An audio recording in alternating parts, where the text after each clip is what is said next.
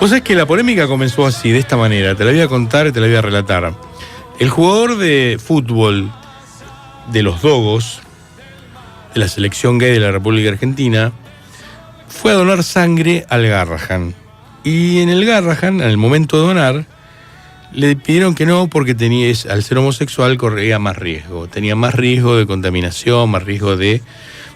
La verdad, a partir de una ley, ellos tienen la posibilidad de decir que no podían. Pero yo, para hablar un poco más claro, dije, voy a hablar con un compañero de hospital durante muchos años, que fue el encargado de que todos los pacientes que están en el hospital tengan sangre en el momento que la necesiten.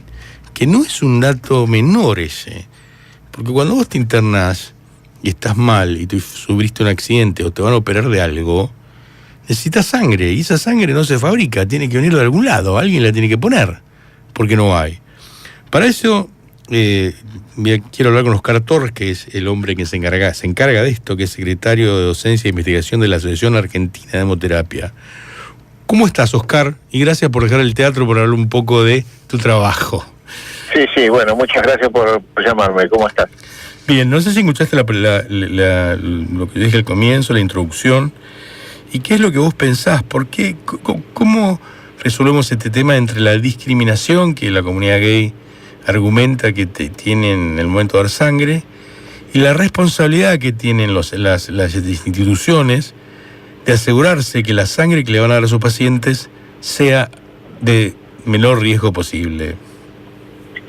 Bueno, sí, vos dijiste exactamente eso. Lo que nosotros tenemos que velar es por la seguridad de la persona que va a recibir una transfusión de sangre. Tiene que ser lo más segura posible. Entonces, tenemos que tomar todos los recaudos necesarios, que independientemente de todos los estudios que se le hacen a la sangre, para aquellas infecciones que se pueden transmitir por transfusión, también tenemos que hacer preguntas sobre situaciones de riesgo, porque a veces, aunque los estudios sean negativos, el donante de sangre puede estar infectado, porque está en un periodo en el cual esos resultados de los análisis son negativos, pero aún sintiéndose sano, la persona que va a donar sangre puede estar infectada y puede contaminar o puede transmitir una infección a través de la transfusión. Entonces, por eso es que nosotros buscamos situaciones de riesgo y, por supuesto, dentro de las situaciones de riesgo están aquellas relaciones sexuales que son de riesgo aumentado, porque de hecho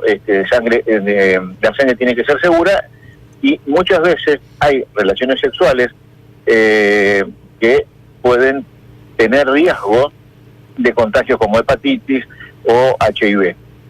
Según la epidemiología, digamos, datos epidemiológicos en Argentina, los hombres que tienen sexo con hombres, o también, por supuesto, los heterosexuales con múltiples parejas, están en situaciones de riesgo o de riesgo aumentado para las infecciones que se transmiten por transfusión, así como lo están para las infecciones que se transmiten por vía sexual. ¿Qué es lo que cambió en el interrogatorio, Oscar?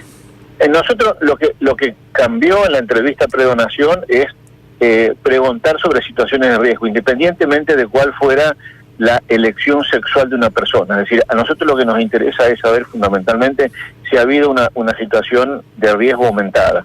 Y esta situación de riesgo aumentada pasa por la drogadicción endovenosa, pasa por el hombre que tiene sexo con hombre, la mujer, el hombre que tiene múltiples parejas sexuales sin protección, el que tiene sexo a cambio de droga. Es decir, hay una serie de situaciones que tienen riesgo aumentado para este tipo de infecciones, y es lo que nosotros preguntamos en la entrevista predonación. Por eso es que seguramente se le habrá preguntado al donante sobre la situación de hombre que tiene sexo con hombre, y de ahí seguramente vino esta polémica. Pero te hago una pregunta, Oscar. Sí. O sea, yo, por ejemplo, voy a donar sangre. Sí. Y, ¿me puedes hacer un estudio para determinar si yo estoy infectado o tengo imposibilidad de donar? No, mira, el estudio que se te podría hacer en el momento de la donación de sangre es exactamente el mismo estudio que se le va a hacer a la sangre después de que hubieras donado. Es decir, desde el punto de vista práctico y logístico, no es viable que uno pueda estudiar a una persona antes de la donación de sangre. Y por otro lado, independientemente de cuándo se estudie la sangre, antes de donar o después de donar, no hay manera de poder soslayar ese periodo de ventana. El periodo de ventana está siempre, independientemente de cuál fuera en qué momento se haga el estudio, claro, porque no hay ningún estudio, y no estoy hablando de la República Argentina, estoy hablando, no hay ningún estudio a nivel mundial que te pueda decir o te pueda cerrar ese periodo silencioso, ese periodo de ventana. No hay ninguna técnica de laboratorio que pueda cerrar ese periodo de ventana. O sea, todos estamos en riesgo, por supuesto, estamos en riesgo cuando digo, porque pasamos por una situación de riesgo de estar en ese periodo de ventana y contagiar una infección a través de la donación de sangre, a través de la donación de órganos, a través de un trasplante de médula ósea, es decir, no solamente la transfusión de sangre puede ser un vehículo para una infección de este tipo. ¿Qué es lo que recomendás vos? ¿Qué recomiendo? Bueno, fundamentalmente atenerse a lo que dicen las normas nacionales. Las normas nacionales son muy claras y dicen, por supuesto, que siempre en el contexto de la confidencialidad, en el contexto del anonimato, uno tiene que, a veces, por supuesto, hacer preguntas que invadan la intimidad, pero bueno, nosotros no lo hacemos porque sí, digamos, o por un capricho, sino porque en realidad estamos pensando en la seguridad de quien recibe una transfusión. Nosotros estamos obligados a cuidar al donante y a cuidar al receptor. Por eso es que al donante le hacemos controles de a ver cuántos glóbulos rojos tiene, la presión, la temperatura, porque estamos buscando cuidar a esa persona presuntamente sana. Y las preguntas que les hacemos justamente a los donantes es porque después, con una transfusión de sangre, esa unidad de sangre que se dona se separa en componentes, en 3 o 4 componentes, y que vaya a 4 personas diferentes. O sea, yo puedo tener un donante de sangre en periodo de ventana y vamos a infectar a 4 personas diferentes. Por eso es que tenemos que ser muy, muy cuidadosos. En el contexto de un país donde lamentablemente todavía estamos con un 60% de donantes que van en forma condicionada a donar sangre. No tenemos en este país la cultura del donante voluntario y que va porque va a ser un acto solidario y está educado para hacer una donación de sangre segura. En nuestro país, lamentablemente, tenemos que ser mucho más cuidadosos en la entrevista predonación porque nuestros donantes no son los donantes educados como es Europa, como es Estados Unidos, donde la donación de sangre es un acto solidario, altruista. Acá lamentablemente todavía están concurriendo donantes porque tiene un hermano, un tío, un conocido que necesita una transfusión de sangre. Son donantes de reposición. Oscar, te agradezco muchísimo, pero antes de cerrar, vos sabés que este programa se llama La Revolución Saludable, que generamos miembros, tenemos miembros. Para ponerte como miembro necesito que me des tu matrícula.